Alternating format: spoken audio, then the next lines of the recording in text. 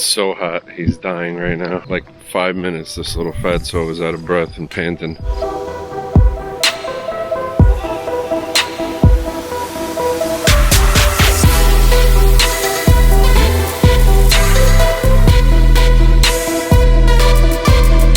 Hey, so today I got a real estate property to shoot. I'm gonna bring you guys with me.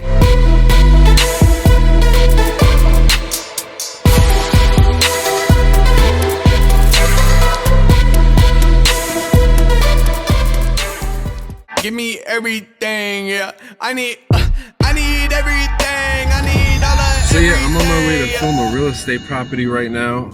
I really like doing real estate. If you're into video work at all, maybe you're looking to start a YouTube channel, it might be a good idea to buy a camera that's suitable for both YouTube and real estate. Real estate work is really, really fun. Get out for the day, you meet new people, you go in some beautiful houses. You also wind up in some train wrecks sometimes too.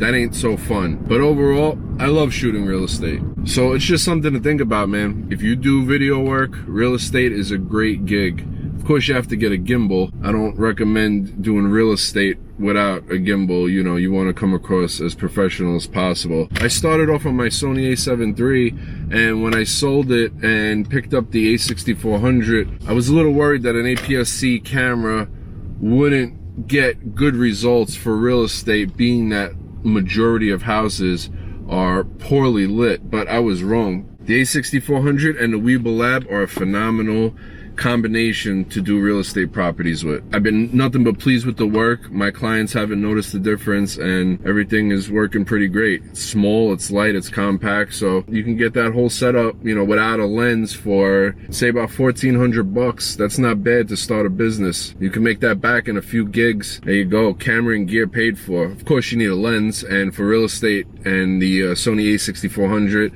I highly recommend the 10 to 18. You could probably find a used one. There's a ton of them out there. So yeah, that's my recommendations.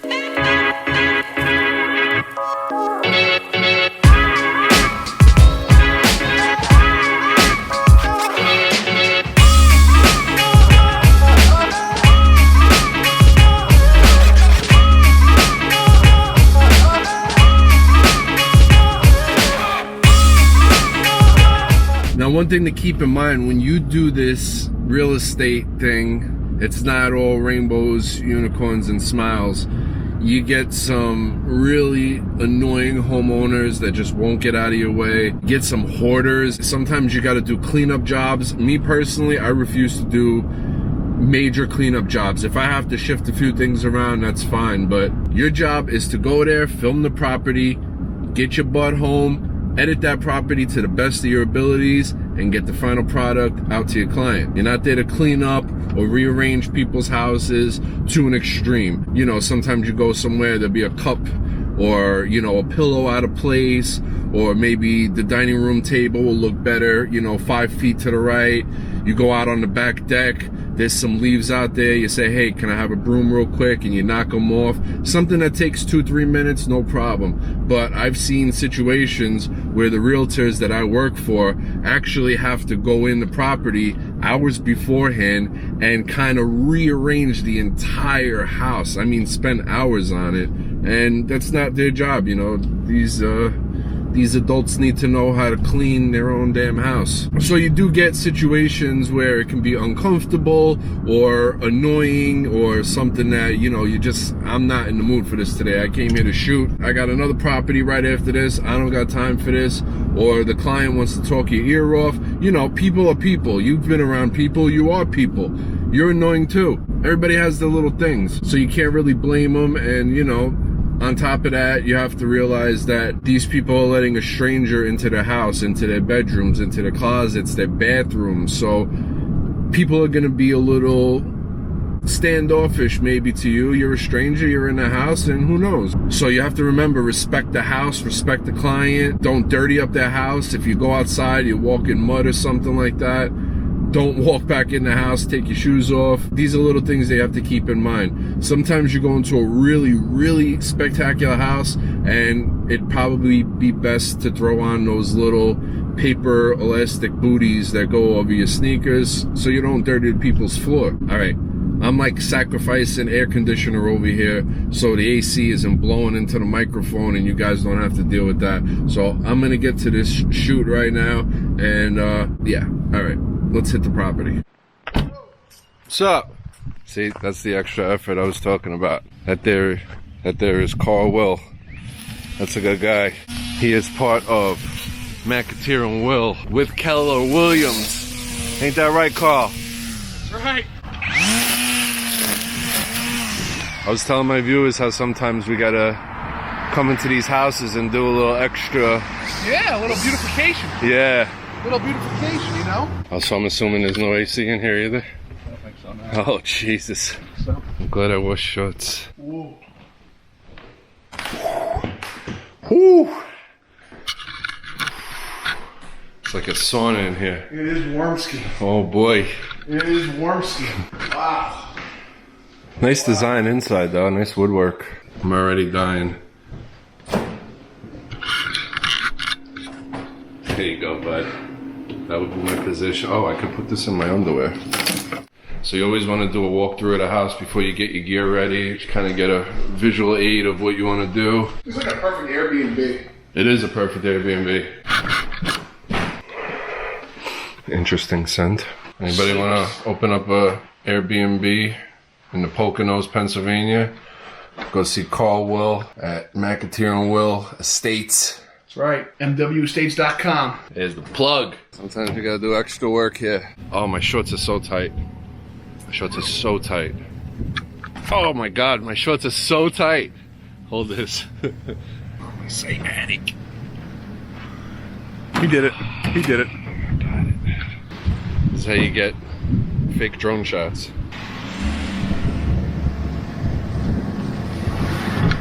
Oh boy, he's stuck. I forgot to press record anyway. Let's do that one more time. Alright. I think we're good. Tree. I said tree. Alright, I guess that's it. Oh shit. Fucker. Come on, Dick. Dick. Oh, the tree's on you. Yeah! See, bro. Alright, bro. I don't have my drone license yet, and it's really tough. The people that made these rules are absolute morons. If you don't know what the drone license test requires to pass, just go look up a video on YouTube. You're better off taking your medical exam. This is going to be a very tough property to look great for several reasons. Number one, there is no access to this lake over here. I mean, it's all high weeds and bushes, and I'm not going in there. Even over here, there's no access. So this is going to be tough. The landscaping really needs to be done. This doesn't look good. This can't get on camera. The wall over there is kind of filthy, so that can't get really on camera. All right, let's get to work. Let's see, make the best of it. That's what you're supposed to do. You get paid for something, you do it to the best of your abilities. So let's do this. All right, so let's talk settings real quick. You don't want to shoot in 24 frames per second. I love 24 frames per second, but when it comes to properties, you want to shoot in a higher frame rate. Now, you don't want to go too high. You don't want to be working with 120 frames per second. It's too slow. 60 frames per second is pretty much ideal when it comes to real estate properties. I have the A6400. We don't have 4K 60 frames per second on that. So I'm going to be shooting 1080p 60 frames per second. And for real estate properties, even though you get artistic with it, these are not pieces of art that, you know, you're trying to make last forever. You know, realtors take that property, they upload it to MLS, Facebook. These realtors don't want to wait around for you to edit a property for, you know, 3 weeks or whatever it may be. Get the job done, go home, maybe give them a 72-hour turnaround at the most, get the property edited and give it back. There's been times where I've shot a property and had it edited, you know, 4, 5, 6 hours later, and in my client's email. So another suggestion I have is when you're shooting real estate, it's good to really shoot in order. A lot of movies and, you know, films and stuff like that, they're not shot in order. They're shot by location, then they piece it together at the end.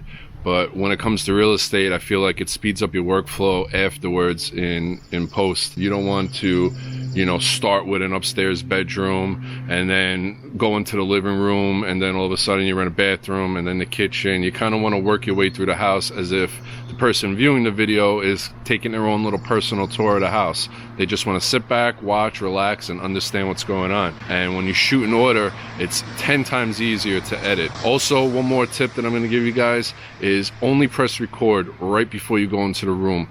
Don't leave that record button on and then shoot the whole house and then sort it out later in one big clip. It's a lot easier to get like little 5 to 10 second clips and then just piece them in, edit it out, and it really speeds up your workflow. So the main selling point is definitely going to be the lake and that first room with all the woodwork in it, and the fact that it's not staged is even harder. You know, it's a beautiful place. I'm not saying there's anything wrong with purchasing this place, but as far as shooting it and getting it on film and, you know, trying to really make it appealing to viewers, it's tough. There's not a lot of huge selling points here, so we're gonna do what we can do and, you know, go from there. All right, so we got some geese over here. You always want to try to get something attractive and pretty. I'm gonna try to get them before they go away.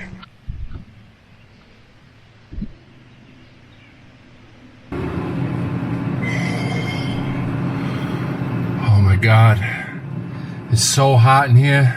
Oh my goodness. This freezer is the only thing keeping me alive right now. It's 90 degrees out and it's hotter in this house by like a good 25 degrees than it is outside. I'm about done here though. All right, so the final step is gonna be attempting how to access that lake for a better shot. Grass is way too high anywhere around here. My only chance is there's a little driveway over there, so maybe nobody's up right now, and I could just sneak on the property real quick and get a couple of shots. I can't tell you how many spider webs I've walked in. Oh my God, just as I'm saying that. One more tip is if you're in the house alone, if the realtors or the property owners leave you in the house alone, make sure you do a walkthrough at the end of the shoot and check every single room and every single light. You don't want to leave nobody's lights on and run up their electric bill. That's a good way to get complained about. Come on, how do I turn these off? Let's play find the light switch. I drove onto this private little community here where I am not supposed to be. And some girl told me that I can go down this little dirt road and get access to the lake, and hopefully I don't get any trespassing tickets. I'm not feeling this right now. I have no clue where I'm going. She wasn't lying. Here is the lake. Just got a couple of quick shots and beat the hell out.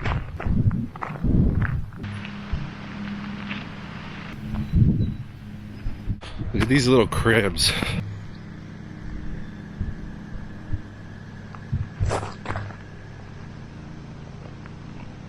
Oh my God, those aren't crabs, those are frogs. Those are little frogs, holy crap.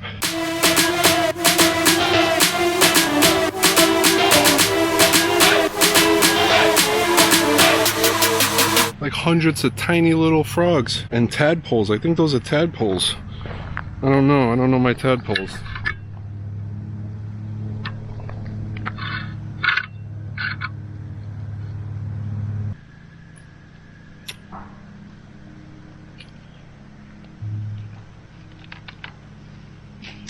All set. The hell was with that knee slap? I don't even know what that knee slap meant. If you're up in the country, you're shooting properties where there's lakes and, you know, ponds and streams and surrounding scenic routes. Sometimes it doesn't just stop at the property. Sometimes you gotta, you know, make your way around and get all the nice visuals that potential buyers might be interested in. That, my friends, was a good workout. All right, I need to eat something. I might just eat this camera. All right, we're gonna skip food. We're gonna do some fresh juice. This video is over. Instagram's right here. Thumbs up if you like it. Make sure you subscribe, and I will see you guys next time. Thank you for watching. Salute. Resume is a heavyweight, yeah. Put it on my back, give me everything, yeah. I need everything, I need all of everything.